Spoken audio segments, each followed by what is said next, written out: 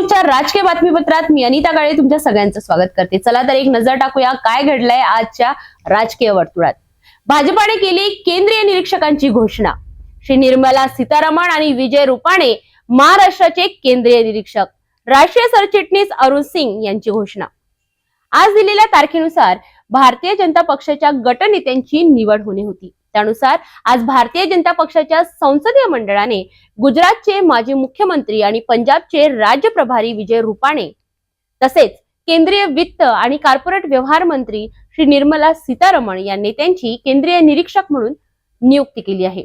भाजपाचे राष्ट्रीय सरचिटणीस आणि मुख्यालय प्रभारी अरुण सिंग यांच्या हस्ताक्षराचे नियुक्तीपत्र सध्या सोशल मीडिया आणि प्रसार माध्यमांमध्ये प्रकाशित करण्यात येत आहे। आता केंद्रीय निरीक्षकांची नियुक्ती तर झाली, म्हणजे सत्ता स्थापनेचा मार्ग मोकळा झाला। आता 5 डिसेंबरला मुख्यमंत्र्यांसह कॅबिनेट मंत्र्यांचा शपथविधी होऊन महाराष्ट्रात सत्ता स्थापन होईल असे चित्र सध्या घडीला दिसते आहे।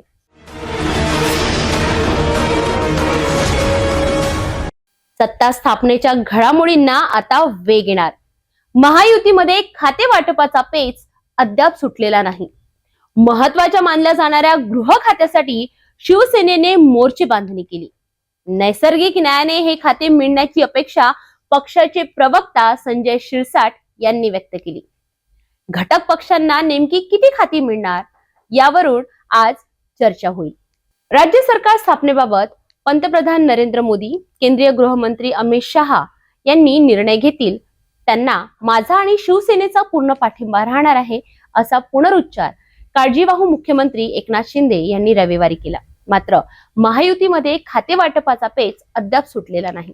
घटक पक्षांना नेमकी किती खाती मिळणार यावर सध्या चर्चा सुरूच आहे। यामध्ये महत्वाच्या मानल्या जाणाऱ्या गृह खात्यासाठी शिवसेनेने मोर्चे बांधणी केली असून नैसर्गिक न्यायाने हे खाते मिळण्याची अपेक्षा पक्षाचे प्रवक्ता संजय शिरसाट यांनी व्यक्त केली।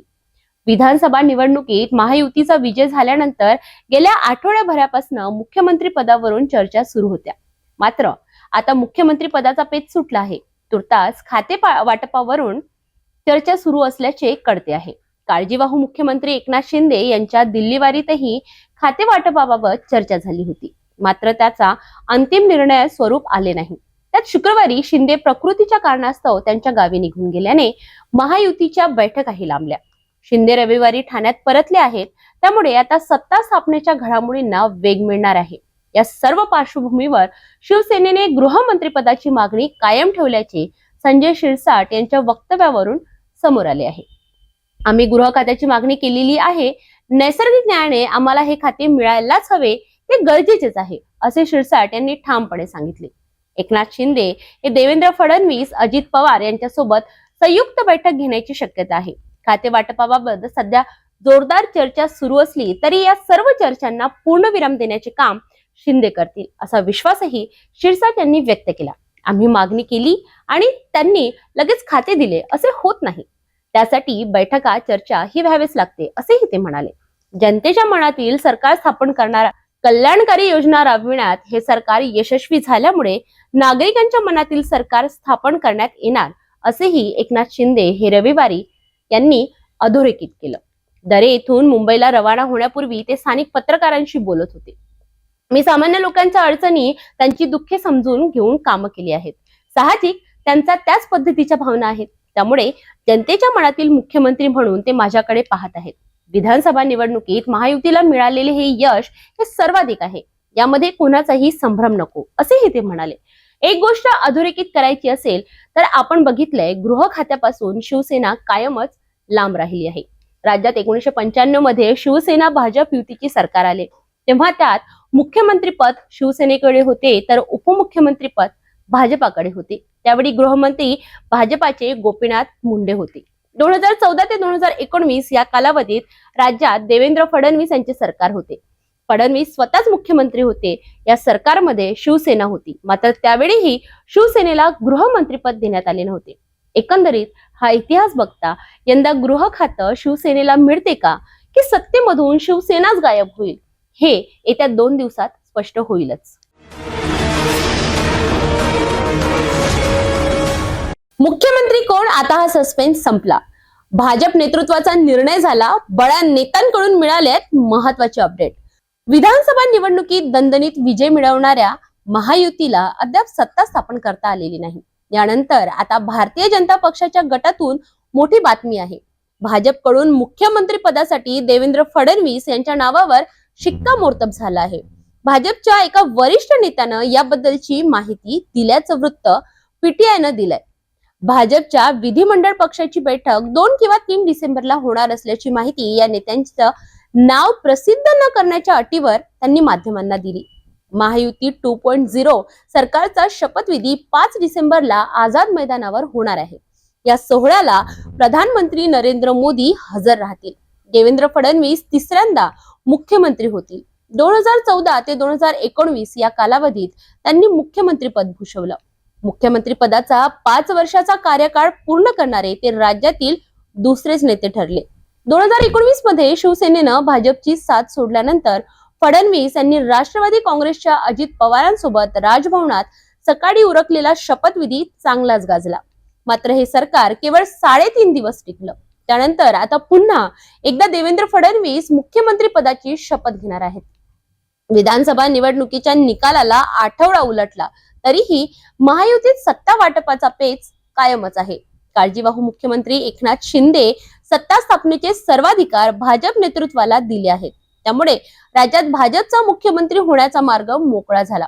भाजपला फडणवीसांच्याच नेतृत्वात दणदणीत विजय मिळाला. पक्षानं सलग तिसऱ्यांदा 100चा आकडा विधानसभेत ओलांडला. 2014 मध्ये पहिल्यांदा मुख्यमंत्री झालेले फडणवीस 2019 मध्येही मुख्यमंत्री होतील अशी परिस्थिती होती. जनादेश तसाच होता. पण उद्धव ठाकरेंच्या शिवसेनेनं आघाडीसोबत जात सत्ता स्थापन केली. त्यामुळे भाजपला विरोधी पक्षात बसावं लागलं. त्या काळात फडणवीस विरोधी पक्षनेते होते. 2022 शिवसेनेत फूट पडली. एकनाथ शिंदेनी 40 आमदारांसह ठाकरेंची साथ सोडली. त्यामुळे महाविकास आघाडीचं सरकार कोसळलं.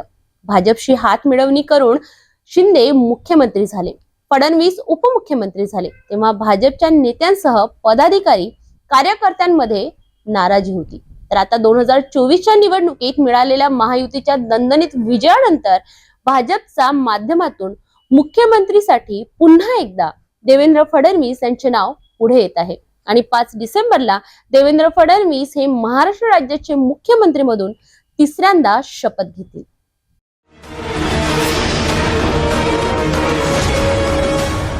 लाडकी बहीण योजनेचे निकष बदलणार, अजित पवारांनी स्पष्ट सांगितलं.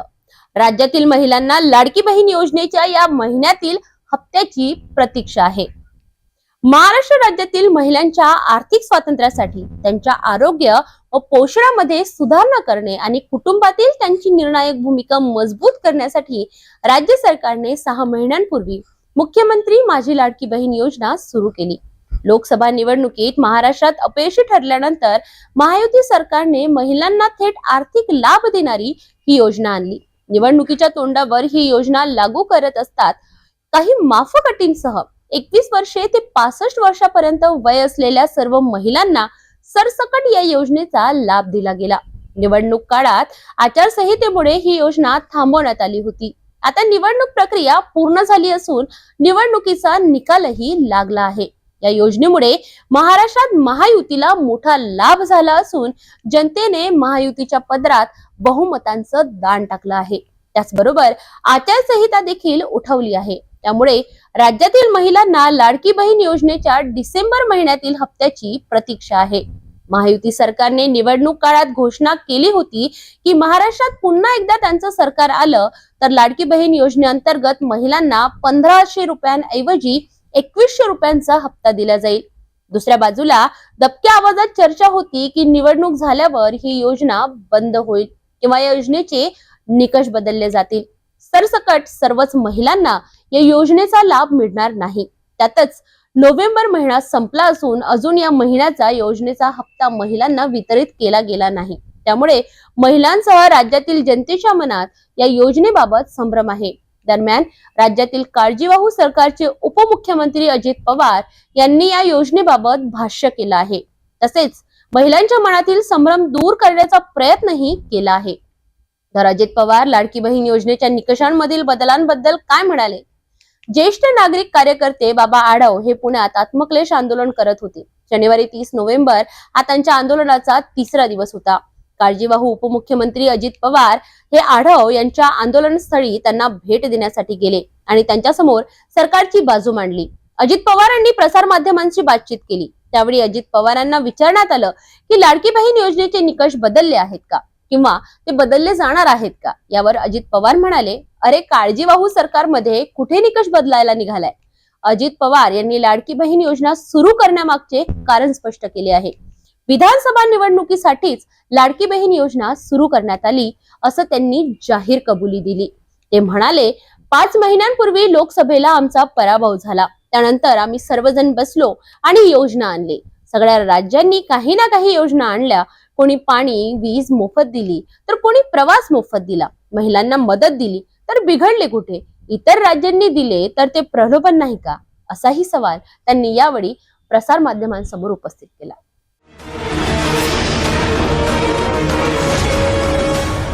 निवडणूक आयोगाचं काँग्रेसला चर्चेचं आमंत्रण. मतदान विषयक आक्षेपांना उत्तर देण्याची आयोगाची तयारी. महाराष्ट्रात नुकताच झालेल्या विधानसभा निवडणुकीत आवश्यक त्या सर्व प्रक्रिया नियमानुसार पार पडल्या. तसेच यामध्ये पूर्णपणे पारदर्शकता होती असे केंद्रीय निवडणूक आयोगाने स्पष्टही केले. मतदानाची टक्केवारी व प्रत्यक्ष मतदार यात मोठी तफावत असल्याचा आरोप काँग्रेसकडून वारंवार होत असल्याच्या पार्श्वभूमीवर निवडणूक आयोगाने पुन्हा एकदा हा खुलासा केला. दरम्यान काँग्रेसने उपस्थित केलेल्या तक्रारी ऐकून घेण्यासाठी आयोगाने काँग्रेसच्या शिष्टमंडळास 3 डिसेंबर रोजी आमंत्रित केले आहे. महाराष्ट्रात मतदानाच्या दिवशी म्हणजेच 20 नोव्हेंबरच्या सायंकाळी 5 नंतर अचानक आणि अनपेक्षितपणे मतदान वाढले.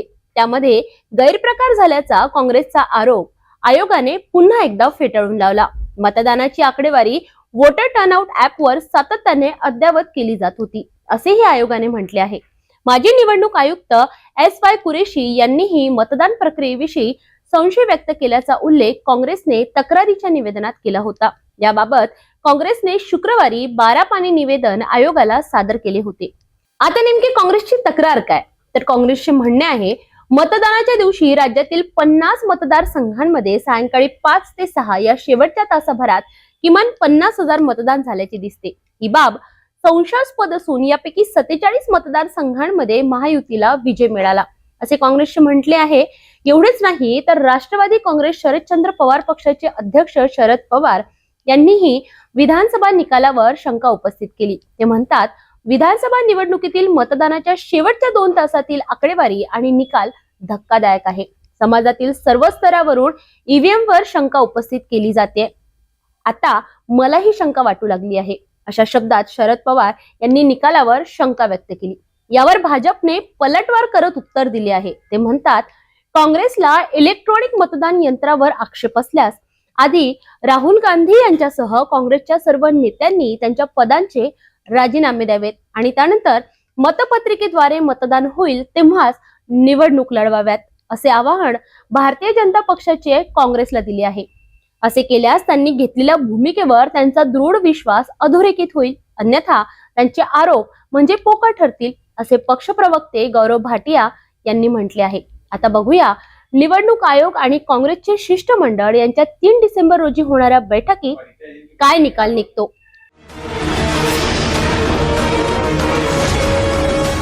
विधानसभा सार्वत्रिक निवडणुकीमध्ये नागपूर दक्षिण पश्चिम विभागातून देवेंद्र फडणवीस हे 39,710 मतांनी विजयी झाले. सध्या महायुतीच्या सत्ता स्थापनेच्या चर्चा जोरावर आहेत. त्यात महाराष्ट्र राज्याचे मुख्यमंत्री म्हणून देवेंद्र फडणवीस यांच्या नावावर भाजपाच्या वतीने शिक्कामोर्तब करण्यात आला आहे. देवेंद्र फडणवीस यांच्या नावाचे वापस आना पडता है, फिर वापस आना पडता है या पद्धतीचे स्लोगन असलेले पोस्टर्स नागपूर शहरात लावण्यात आले आहे. बोले तैसा चाले त्याची वंदावी पाऊले, मी पुन्हा येईन, मी पुन्हा येईन, आलो रे पहा अशा पद्धतीचा देवेंद्र फडणवीस जणू आपल्या विरोधकांना ठणकावून सांगतात आहेत असे या बॅनरला बघून वाटते आहे. काही दिवसांपूर्वी काँग्रेसचे प्रदेशाध्यक्ष नाना पटोले यांना काँग्रेसच्या बंटी शेळके यांनी RSSचे एजंट म्हणत त्यांच्यावर काँग्रेसच्या अपयशाचं खापर फोडलं. आपण 4000 मतांनी निवडणूक हारल्यानंतर यावेळी जे आहे त्यांनी आपलं स्क्रीनिंग कमिटीमध्ये नावसुद्धा नाही टाकलं. 3च्या पॅनलमध्ये बंटी बाबा शेळकेचं नाव अव्वल स्थानावर पाहिजे होतं. सर्व्हे रिपोर्टमध्ये मी 1 नंबरवर होतो. पण त्याच्यानंतरही 3च्या पॅनलमध्ये सन्माननीय प्रांताध्यक्ष नाना पटोलेजी जे RSSचे एजंट आहे, RSS सोबत हात मिळवणी करून, मोहनजी भागवत यांच्यासोबत हात मिळवणी करून, देवेंद्र फडणवीस यांच्यासोबत हात मिळवणी करून त्यांनी त्यांच्यासोबत हात मिळवणी केली. त्यांचा मित्रधर्म जो आहे तो त्यांनी निभवला आणि मित्रधर्म निभवत जे आहे बंटी शेळकेला आतापर्यंत जे आहे प्रताडित करण्याचं काम RSSचे एजंट नाना पटोले यांनी केलं. नुकतीच नागपूर येथे झालेल्या एका पत्रकार परिषदेमध्ये काँग्रेसच्या वतीने नुसरत अली यांनी बंटी शेळके हाच RSSचा दलाल म्हणत त्यांचे आरोप घट्टाबाह्य आणि निराधार असल्याचे म्हटले आहे. शेळके यांचे आरोप निराधार असून ते पक्षाचे निष्क्रिय कार्यकर्ते असल्याचा दावा काँग्रेसने यावेळी केला. गिरीश पांडव यांनी विधानसभा निवडणुकीत मतदानात हेराफेरी झाल्याचा आरोप केला. त्यामुळे पक्षातील अंतर्गत कलह आणि असंतोष वाढला आहे. काँग्रेसनेही नागपुरातील पक्ष विभाजनाची स्थिती अधोरेखित केली. शेळके यांच्या मातोश्रीवर झालेल्या आरोपानंतर काँग्रेसने एकजुटीने शेळके यांचा निषेध केला आहे. या सगळ्यातून काँग्रेसमध्येही आता अंतर्गत कलह सुरू झाला असल्याचे चित्र बघायला मिळते आहे. नागपूरमध्ये तर ही खिणगी आता आगीत रूपांतरित होताना दिसते आहे. मैं नहीं तो पूरा हिंदुस्तान कह रहा है, जो रिजल्ट आए हैं, आप सब मीडिया के लोग बैठे हैं, मुझे लगता है कि आप जिस भी चैनल से आप आते हो या जो भी प्रेस से आते हो, आपने भी ऐसा कल्पना नहीं किया होगा कि भैया कांग्रेस और महाविकास आघाड़ी की अवस्था ऐसी होगी। आप लोग भी ये बोल रहे थे कि महाविकास आघाड़ी और महायुति के अंदर में टफ फाइट है, मगर टफ फाइटों की दिखा नहीं ना। जरूर मेरा व्यक्तिगत अभी जैसा हमारे नेताओं का कहना है कि कहीं न कहीं कुछ न कुछ तो हुआ है। अगर ईवीएम के साथ में हुआ है या तो मैं तो मेरे नेताओं के सामने बोला कि ईवीएम के साथ में भी हुआ है और फिजिकली भी बोगस वोटिंग हुआ है। आप महाराष्ट्र के अंदर में जो भी आप हर बूथ का रेशो देखा जाओगे तो पिछले इलेक्शन में, जैसे भैया ने भी बताया कि मात्र 3-4 हजार से मैं विजयी होने से रह गया था, अभी वही दिन मेरे 15,000 ऊपर चल गए। हर बूथ पर मैं प्लस हूँ। लास्ट टाइम जितने भी मुझे वोट मिले से उससे ज्यादा वोट मिले, मगर बीजेपी के उम्मीदवार को, दक्षिण की बात नहीं कर रहा हूँ मैं, ये पूरे महाराष्ट्र के जितने भी विधानसभा है, एक रेशो के अंदर में इनके वोट बढ़े हुए, हर जगह पर इनके 100, 150, 200 के रेशो में वोट बढ़े हुए हैं। और कांग्रेस पार्टी के उम्मीदवार के वोट जो बढ़े हुए हैं वो 10, 15, 50 ऊपर बढ़े हुए हैं। मैं ये कहता हूँ कि हर मतदार संघ के अंदर में इन्होंने 20 से 25 हजार मतों की हेराफेरी की है। मेरे दक्षिण नागपुर के अंदर में इलेक्शन डिक्लेयर होने के 15 दिन पहले जब मतदार यादी जाहिर होती है तो 2,72,000 की लिस्ट रहती है, और जिस दिन फाइनल लिस्ट आती है तो 2,94,000 की लिस्ट बनती है। मैं क्या पूछना चाहता हूँ कि ये 22,000 वोट 15 दिन में या 1 महीने के अंदर में कहाँ से है, ये सोचने वाला सवाल है।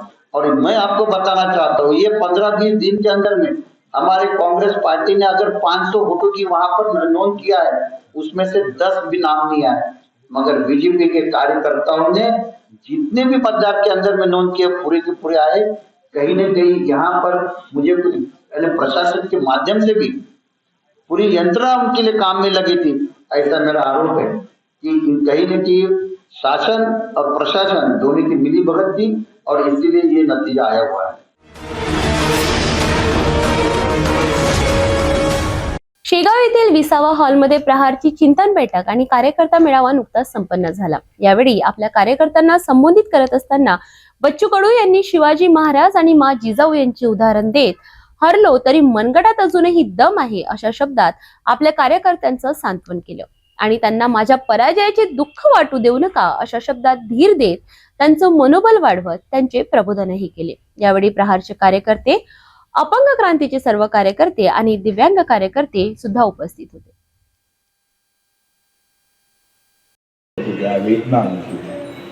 ही लढाई अधिक कशी मजबूत होईल याच्यासाठी खरं तर ते सोशल मीडियाचा वापर करतात. मी आणि माझा जिल्हा प्रमुख असं डोक्यात घेऊ नका. मला असं वाटतं की माझ्या तालुक्यात अजूनही तालुका प्रमुख मी माझ्या मतदारसंघात कोणीच नाही, सगळेच जण काम करतो, कधीच कमी पडलं नाही. 4 वर्ष झाले, 4 वेळा 20 वर्ष झाले त्याच मतदारसंघाने मला निवडून दिले. त्यांना वाईट कसं म्हणू नये. एकदा चुकलंय म्हणून ते काही बेमान झालं महाराष्ट्रात? बिलकुल नाही. मी महाराष्ट्रभर फिरत राहिलो. नेमकं निवडणुकीत 2च दिवस होते. तसंही महाराष्ट्रभर फिरतो. थोडा वेळ कमी दिला गेला असं, थोडं काम कमी पडलं असं, ते काम अधिक वाढून आहे. मतदाराला बेकार म्हणणं, वाईट म्हणणं चुकीचं आहे. त्याच्या डोक्यात कोणीतरी जात टाकली असं, धर्म टाकला असं. माझा मतदार वाईट नाही, तो दमदार आहे. पण काही क्षणातला विचार जाती धर्माचा कोणी टाकण्याचा प्रयत्न केला असेल, कदाचित थोडंसा तो तिथं बयकला असेल, म्हणून आम्ही त्याला वाईट म्हणणार नाही. लक्षात घ्या, हार जीत तो चलती राहते. पण आम्ही पाहतोय का त्याला वाईट म्हणून चालणार नाही. त्या मतदारसंघातल्या प्रत्येक मतदाराचा अजूनही बच्चू कडू आभारच मानेल, कारण त्यानं सत्तेत त्यानं आम्हाला विधानसभेत पाठवलं. हे खडकून असताना त्या सगळ्या कार्यकर्त्यांनी एक एक पैसा जमा केला बच्चू कडूसाठी. आणि त्या कार्यकर्त्यांनी बच्चू कडूला बगर झेंड्याचं, बगर रंगाचं, बगर नेत्याचं, बगर पैशाचं बच्चू कडूला 4 वेळेस विधानसभेत पाठवलं. त्याला कसं वाईट म्हणेल? त्याला वाईट म्हणेल. म्हणून असं सगळा विचार करून मित्रो, हार जीत हा विषय आपला असू शकत नाही. लढणं आणि लढणं एवढंच पुरतं आमच्या डोक्यात असू द्या. मला आपल्या सर्वांचा आभार मानतो. तर प्रेक्षको, हे होते आजचे राजकीय बुलेटिन. चॅनलला लाईक करा, शेअर करा, सबस्क्राईब करा आणि सर्व अपडेट बघण्यासाठी बघत रहा सिटी न्यूज. नमस्कार.